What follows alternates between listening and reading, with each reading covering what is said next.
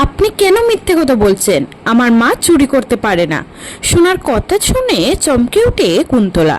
হ্যাঁ বন্ধুরা, আমরা এমনটাই দেখতে পাবো অনুরাগের ছোঁয়া ধারাবাহিকের আজকের পর্বে।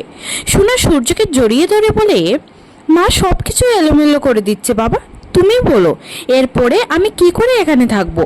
সোনার কথা শুনে রুডি বলে, মামুনি, আপনার মেয়ের বিয়ে হয়ে গেছে, ওর নিজস্ব একটা লাইফও আছে, আপনি আমাদের মাঝখানে ইন্টারফেয়ার করতে পারেন না। তখন সূর্য কুন্তলার কাছে ক্ষমা চাইলে কুন্তলা বলে, এ মা ছিছি, আপনি আমার কাছে ক্ষমা চাইছেন কেন? দেখুন, আপনি মেয়ের বাবা হলে আমিও কিন্তু ছেলের মা।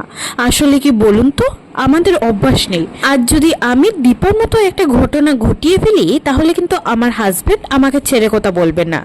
যা শুনে দীপা বলে, ডাক্তারবাবু উনি কিন্তু সবটা গুলিয়ে দেওয়ার চেষ্টা করছেন। আমি উপরের ঘরে একজনকে দেখেছি যাকে ওনারা আড়াল করছেন। তখন কুন্তলা বলে যে উপরে ওদের গুরুদেব আছে। তখন দীপা কিছু বলতে গেলে সূর্য দীপাকে জোর করে টেনে বাড়িতে নিয়ে যায়। বাড়িতে এসে সূর্য দীপাকে বলে, আজকে তুমি আমাকে কোন পরিস্থিতিতে এনে ফেলেছো দীপা? তুমি এতটা নির্লজ্জ?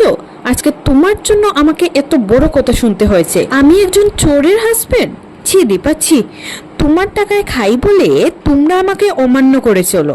আমিও তোমায় কথা দিচ্ছি দীপা, তোমার রোজগার করার টাকায় আমি আর খাবো না, আর আমার পরিবারেরও কেউ খাবে না। যা শুনে দীপা বলে, বুঝেছি ডাক্তারবাবু, আর আপনাকে কিচ্ছু বলতে হবে না। আমি আর আমার মেয়ে রূপা এই বাড়ি থেকে এক্ষুনি চলে যাচ্ছি। ঠিক তখনই প্রবীর এসে দীপাকে আটকে বলে, তোমার কি মনে হয় বড় বৌমা, লোকটা কে? তখন দীপা বলে, আমি জানি না বাবা, তবে সোনা ওই বাড়িতে ভালো নেই। আমাকে সোনার সাথে যেভাবেই হোক আলাদা করে কথা বলতে হবে। আপনিই পারবেন আমাকে সাহায্য করতে। তো বন্ধুরা, দীপা কি করতে চলেছে? সোনাকে কি পারবে বাঁচাতে? তোমাদের কি মনে হয়?